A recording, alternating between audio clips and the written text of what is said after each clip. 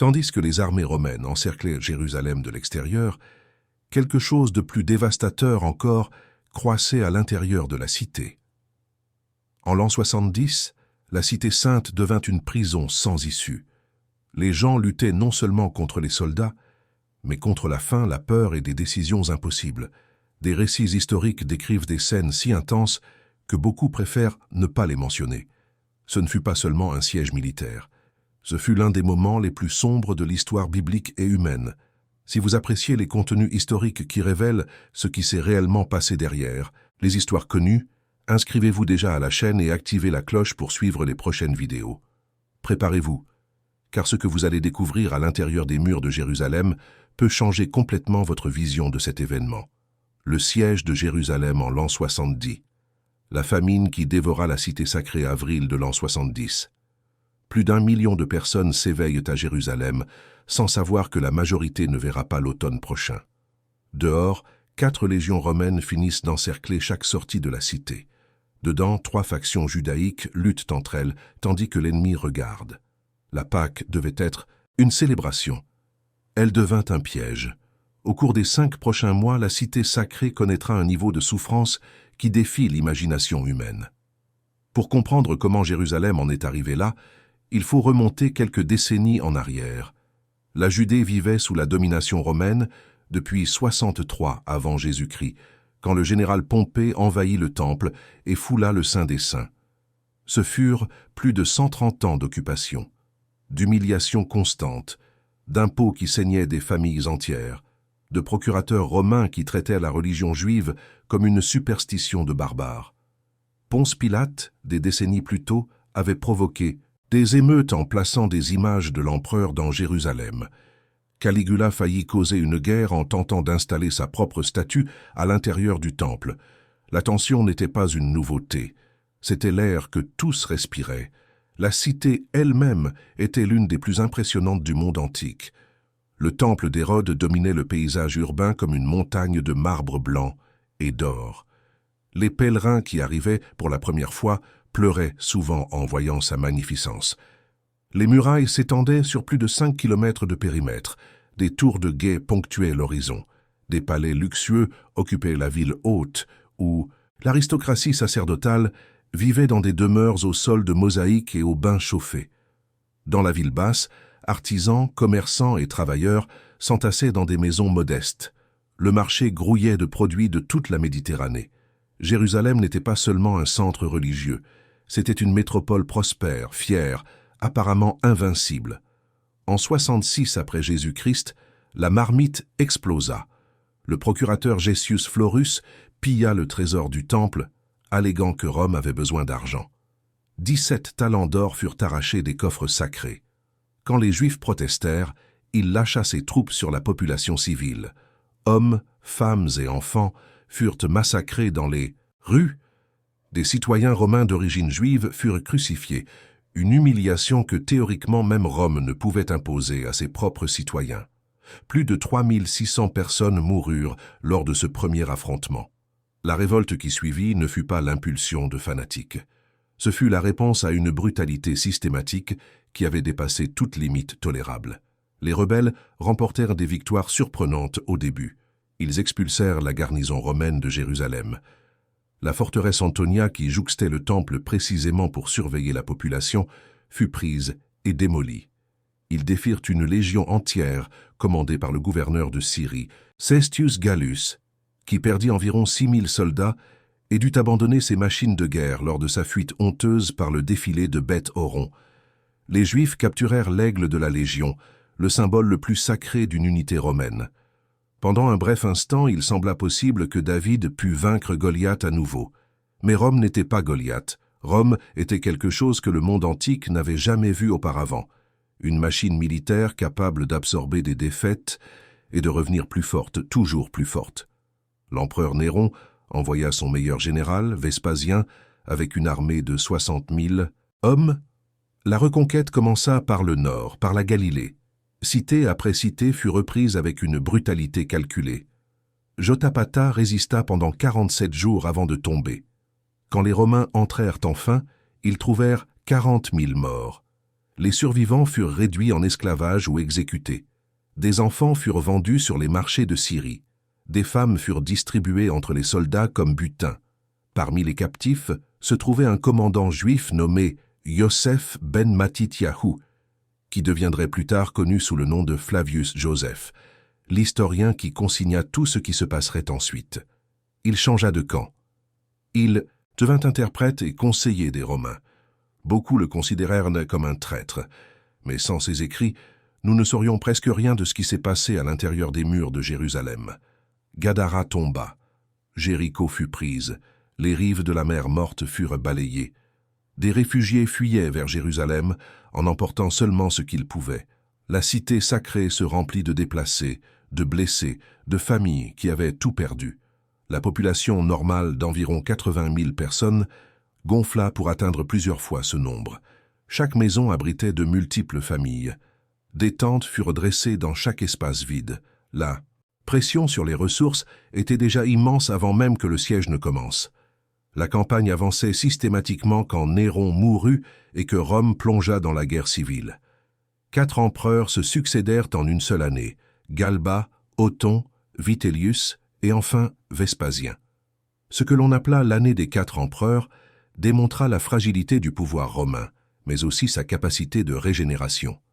Vespasien vit son opportunité et fut proclamé empereur par ses propres légions en Orient. Il partit pour Rome, laissant le commandement de la guerre entre les mains de son fils, Titus. Le jeune général avait environ 30 ans. Il était ambitieux, compétent et déterminé à prouver qu'il méritait la confiance de son père. Jérusalem serait son test final, et il n'avait pas l'intention d'échouer. Titus arriva devant les murailles de Jérusalem au printemps de l'an 70 avec 4 légions complètes, la 5e Macedonica, la 10e Fretensis, la 12e Fulminata et la 15e Apollinaris.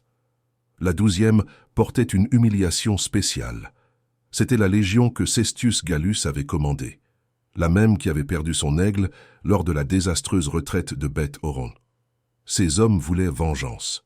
En comptant les troupes auxiliaires, la cavalerie et les ingénieurs, l'armée de Titus totalisait entre 70 et 80 000 hommes.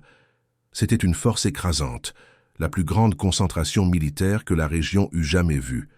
Mais Jérusalem n'était pas une cité ordinaire. Considérez la complexité de ce à quoi Titus faisait face. Jérusalem avait 3 murailles concentriques protégeant différentes sections de la cité. La plus externe, construite par Agrippa seulement quelques décennies plus tôt, possédait 90 tours et protégeait les quartiers les plus récents au nord. La muraille du milieu était encore plus ancienne et plus épaisse, défendant la ville basse. Et la muraille interne protégeait le noyau sacré, incluant la forteresse Antonia et le temple lui-même. Le temple en soi était une forteresse dans la forteresse, avec ses propres murs de plus de 40 mètres de haut en certains points. Chaque couche devrait être conquise séparément. Chaque avancée signifierait un combat urbain brutal, rue par rue, maison par maison, escalier par escalier. Mais le plus grand problème de Titus n'était pas à l'extérieur des murs. Il était à l'intérieur. Jérusalem s'était transformée en un champ de guerre civile. 3 factions se disputaient le contrôle de la cité avec une férocité suicidaire. Jean de Jishala commandait les Zélotes et occupait le temple avec environ 6 000 hommes. Il avait fui la Galilée après la chute de sa ville natale, promettant de continuer la lutte jusqu'au bout.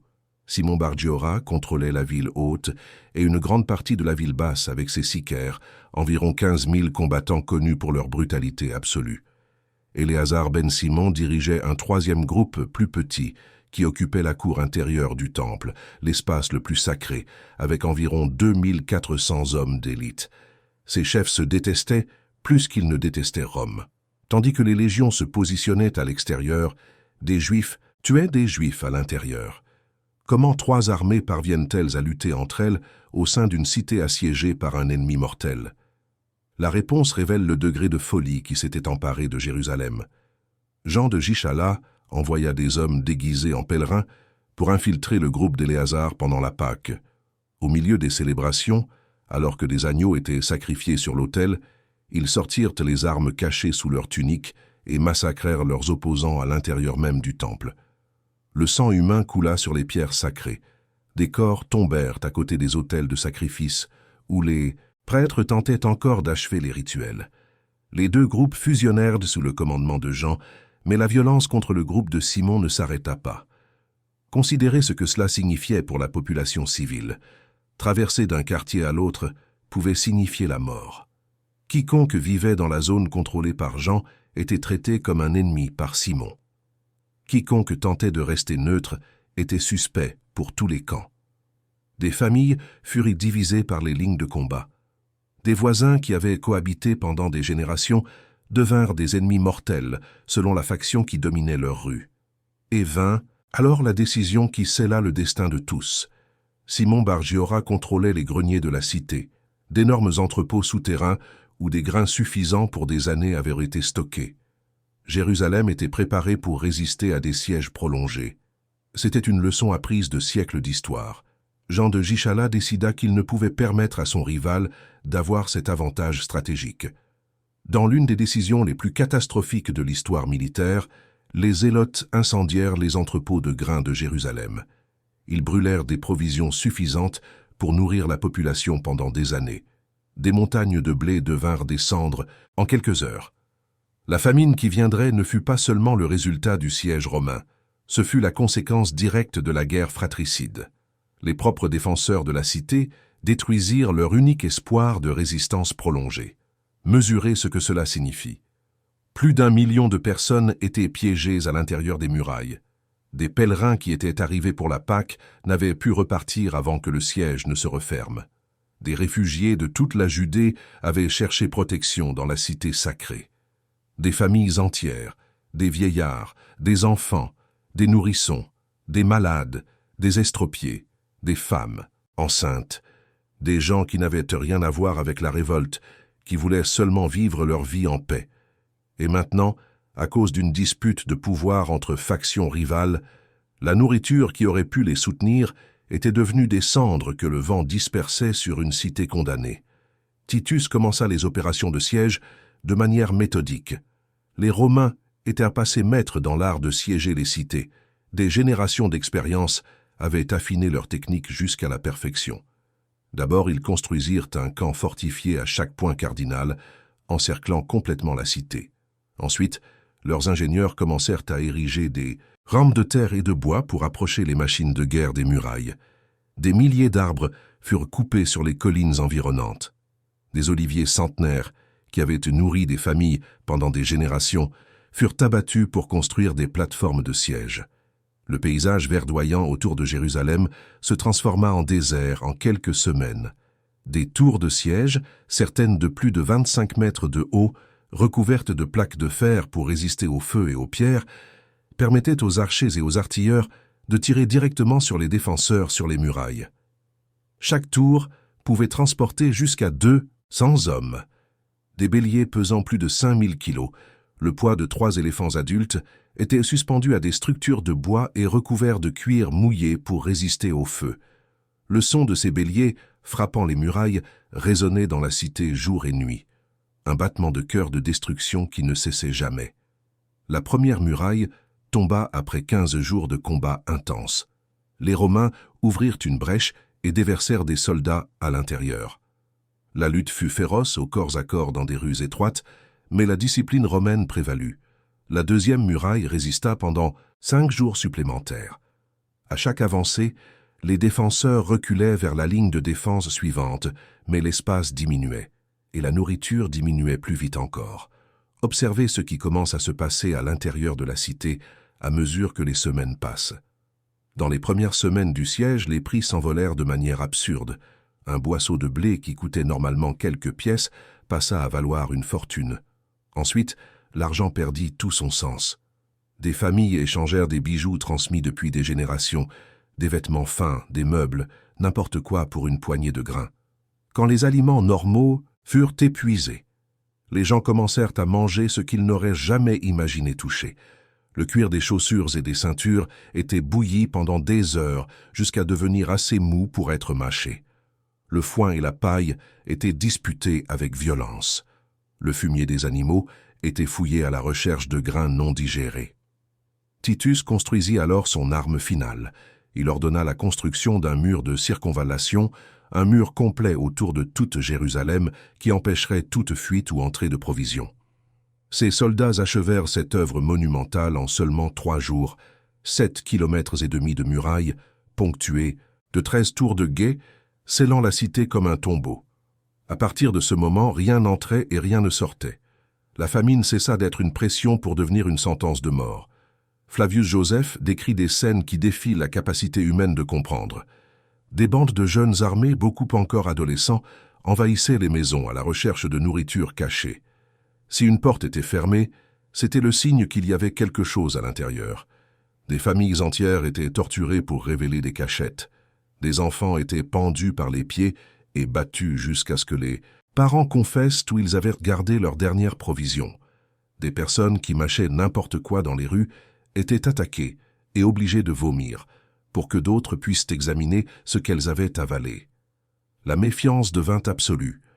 Des pères cachèrent de la nourriture à leurs enfants, des fils volaient leurs parents âgés, des maris se méfièrent de leurs épouses. Des liens qui avaient duré des générations se dissolvèrent en quelques semaines. Les morts commencèrent à s'accumuler en nombres impossibles à traiter. Il n'y avait plus de force pour les enterrer convenablement. Au début, on tentait de respecter les rituels funéraires juifs. Ensuite, on jetait simplement les corps dans des maisons vides et on fermait les portes. Quand les maisons furent pleines, les corps furent lancés du haut des murailles dans la vallée en contrebas. Les Romains comptèrent plus de 600 000 cadavres jetés par seulement 2 portes durant le siège. Le nombre total de morts à l'intérieur de la cité a pu atteindre des centaines de milliers avant même qu'un seul soldat romain n'y pénétrât. Titus tenta d'accélérer le processus psychologique. Il ordonna que tous les prisonniers capturés hors des murailles fussent crucifiés à la vue des défenseurs. 500 personnes étaient clouées sur des croix chaque jour. Les soldats romains, ennuyés par la répétition, inventaient des positions différentes comme un divertissement macabre, rivalisant entre eux pour créer des arrangements plus grotesques. Bientôt, il n'y eut plus assez de bois pour faire des croix, ni d'espace pour les placer. Le paysage autour de Jérusalem se transforma en une forêt de corps agonisants, gémissant sous le soleil, dévorés vivants par des oiseaux de proie. Certains tentaient de fuir la nuit, rampant dans les vallées à la recherche de n'importe quoi de comestible, des racines, de l'herbe, n'importe quoi. Beaucoup étaient capturés par les Romains. Le bruit courut que les Juifs avalèrent de l'or et des bijoux avant de fuir, pour sortir clandestinement leurs richesses de la cité. Des soldats syriens et arabes qui servaient dans les forces auxiliaires romaines, des peuples qui avaient leurs propres ressentiments historiques contre les Juifs, commencèrent à ouvrir les corps des fuyards alors qu'ils étaient encore en vie, cherchant des trésors dans leurs intestins. En une seule nuit, 2000 personnes furent étripées.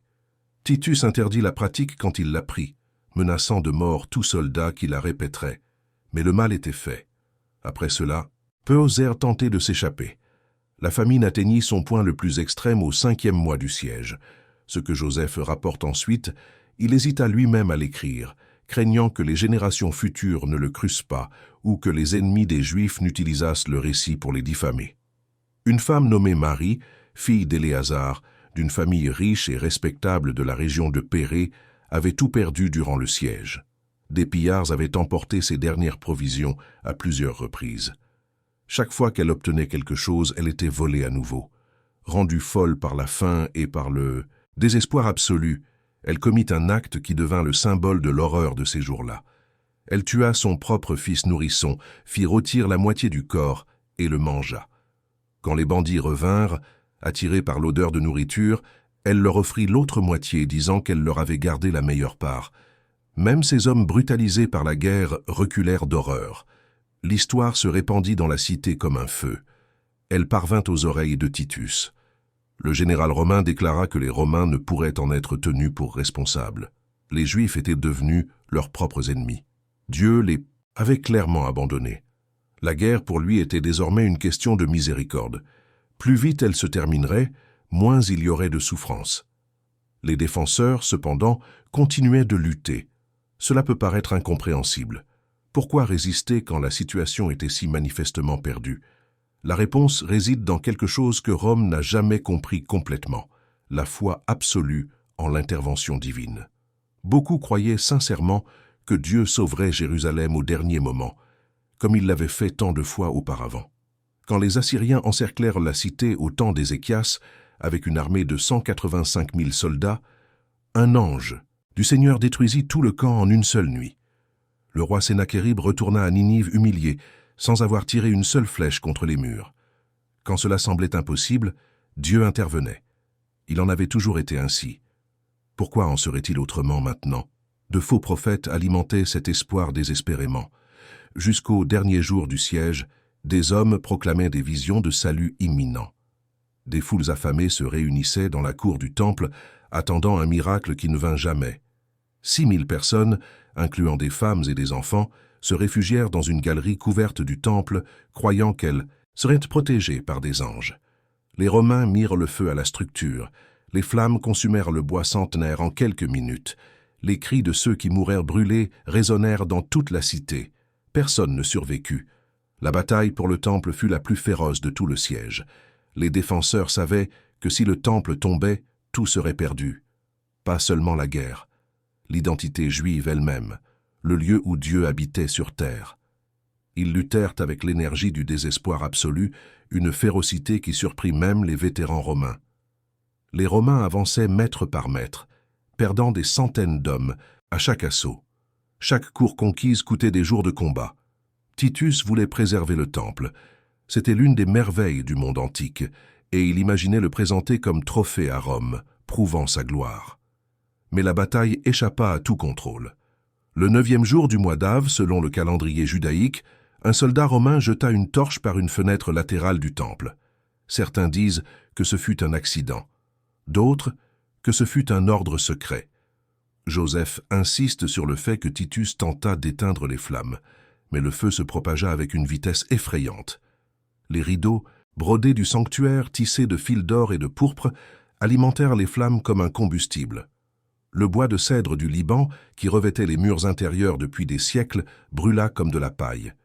L'or qui décorait presque toutes les surfaces fondit et s'écoula entre les pierres en rivières brillantes. Le temple d'Hérode avait nécessité plus de 80 ans pour être construit et n'était pas encore complètement achevé. 10 000 ouvriers avaient travaillé sur les structures principales pendant des décennies. 1000 prêtres furent spécialement formés comme maçons et charpentiers pour que seules des mains consacrées touchassent les zones les plus sacrées. Le résultat était considéré comme l'une des constructions les plus magnifiques du monde antique. Certaines pierres des fondations pesaient plus de 500 tonnes, le poids de 50 autobus pleins. Les colonnes du portique royal mesuraient près de 40 mètres de haut, si épaisses que 3 hommes ne pouvaient les embrasser. L'historien romain Tacite écrivit que le temple était d'une richesse immense.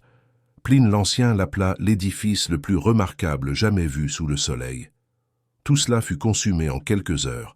Les soldats romains, rendus fous par la bataille et par la vision de tant d'or, ignorèrent les ordres de Titus et pillèrent ce qu'ils purent.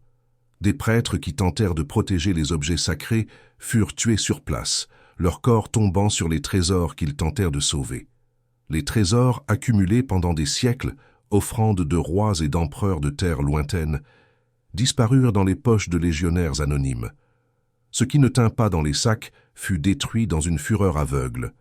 L'autel où des générations avaient offert des sacrifices fut couvert de sang humain pour la dernière fois. Non celui d'agneau, mais celui de prêtre. Quand le soleil se leva le lendemain, le temple n'était plus qu'une ruine fumante. Des pierres noircies, de l'or fondu solidifié entre les fentes, des cendres de rideaux sacrés dispersés par le vent. Les défenseurs survivants reculèrent vers la ville haute, le dernier bastion. Mais il n'y avait plus d'espoir, il n'y avait plus de nourriture, il n'y avait plus de force. Les jambes ne soutenaient plus les corps décharnés. En quelques semaines, la résistance finale fut écrasée. Jean de Gichala se rendit et fut emmené enchaîné à Rome, où il mourrait en prison des années plus tard, oublié. Simon Bar Giora tenta de se cacher dans les tunnels sous la cité, mais fut capturé lorsqu'il émergea des semaines plus tard, couvert de haillons blancs, tentant de paraître comme une apparition surnaturelle pour effrayer les Romains. Cela ne fonctionna pas. Il serait exécuté lors du triomphe de Titus à Rome. La destruction de Jérusalem fut systématique et complète, Titus ordonna que la cité fût rasée jusqu'au fondement, chaque maison démolie, chaque muraille abattue, chaque tour détruite. Seules 3 tours de la forteresse d'Hérode furent préservées, les plus hautes et les plus impressionnantes, comme témoignage permanent de la force que Rome avait vaincue. Une légion entière, la Dixième Fretensis, resta stationnée dans les ruines pour garantir que personne ne tentât de reconstruire. La cité la plus sacrée du monde antique devint un camp militaire romain, avec des tentes là où se trouvaient autrefois des palais. Les chiffres du désastre sont presque impossibles à traiter. Joseph affirme qu'1,1 million personnes moururent durant le siège, la grande majorité de faim et de maladie. Les historiens modernes considèrent ce nombre comme possiblement exagéré, mais s'accordent sur le fait que les pertes furent catastrophiques, certainement des centaines de milliers. 97 000 survivants furent réduits en esclavage. Les plus jeunes et les plus forts furent envoyés travailler dans les mines d'Égypte, où l'espérance de vie était de quelques mois. D'autres furent distribués dans les provinces pour mourir lors des jeux de gladiateurs, divertissement pour les foules romaines. Les plus de 70 ans et les malades terminaux furent simplement abandonnés dans les ruines pour y mourir. À Rome, Vespasien et Titus célébrèrent un triomphe grandiose l'année suivante. Les dépouilles de Jérusalem furent exposées dans les rues de la capitale sur des chars dorés. La menorah d'or à 7 branches, la table des pains de proposition, les trompettes d'argent et les rouleaux de la Torah furent portés en procession devant des foules qui applaudissaient et jetèrent des fleurs. Simon Bargiora fut traîné enchaîné derrière les chars triomphaux, fustigé durant tout le parcours et étranglé en public quand le défilé arriva au forum. Un arc de triomphe fut érigé en l'honneur de Titus, et aujourd'hui encore vous pouvez y voir le relief montrant les soldats romains portant les objets sacrés du temple détruit. Mais Rome n'a pas compris ce qu'elle avait détruit. Le temple n'était pas seulement un édifice, c'était le centre gravitationnel d'une civilisation entière. Tout juif adulte de sexe masculin, partout dans le monde, connu payait un impôt annuel d'un demi-cycle pour son entretien. Des pèlerins de toutes les communautés de la Méditerranée, de Babylone, de Rome, d'Égypte, d'Asie mineure, s'y rendaient lors des 3 fêtes principales, la Pâque, la Pentecôte et les tabernacles. C'était là que le ciel et la terre se rencontraient, là où la présence de Dieu habitait parmi son peuple sous forme de nuées et de feu, là où l'expiation des péchés était possible par le sang des sacrifices, là où le grand prêtre entrait 1 fois par an dans le Saint des Saints pour intercéder pour la nation entière.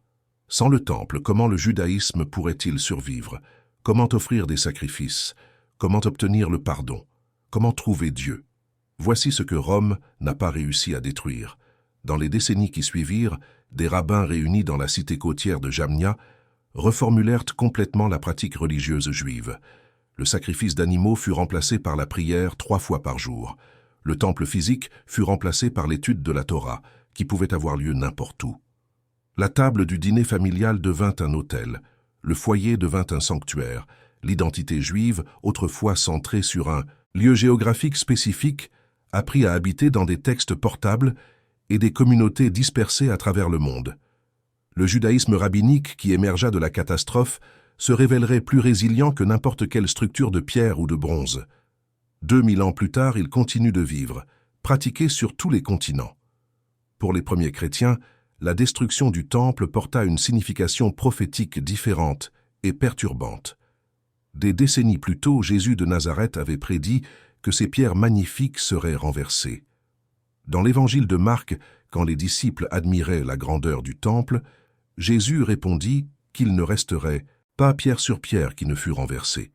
Dans l'évangile de Luc, il pleura sur Jérusalem et dit que ses ennemis l'entoureraient de tranchées, l'assiégeraient et la serreraient de tous côtés, et ne laisseraient pas pierre sur pierre, parce qu'elle n'avait pas reconnu le temps de sa visitation. Les disciples ne purent le croire. Cela semblait impossible. Le temple était trop grand, trop solide, trop sacré pour être détruit. Mais chaque parole s'accomplit avec une précision effrayante. La date de la destruction provoqua également une réflexion profonde parmi les Juifs et les chrétiens. Le temple fut incendié le 9e jour d'Avé. C'était exactement la même date à laquelle, selon la tradition, le premier temple de Salomon avait été détruit par les Babyloniens sous Nabuchodonosor, plus de 650 ans auparavant. Coïncidence ou providence? Pour beaucoup, il était impossible d'ignorer le schéma. Le 9 d'Av devint le jour le plus triste du calendrier judaïque, une date de jeûne et de deuil qui continue d'être observée aujourd'hui. Aujourd'hui, 2000 ans plus tard, des millions de personnes visitent encore l'unique fragment qui a survécu à cette destruction, le mur occidental, connu aussi sous le nom de mur des lamentations. Ce n'était même pas une partie du temple proprement dit, c'était seulement un mur de soutènement, une structure de support construite par Hérode pour agrandir l'esplanade où se trouvait le temple. Mais là, des Juifs du monde entier placent leurs prières écrites sur de petits papiers pliés entre les pierres anciennes, pleurant pour quelque chose qu'ils n'ont jamais vu de leurs propres yeux, mais qu'ils ressentent encore comme s'ils l'avaient perdu hier.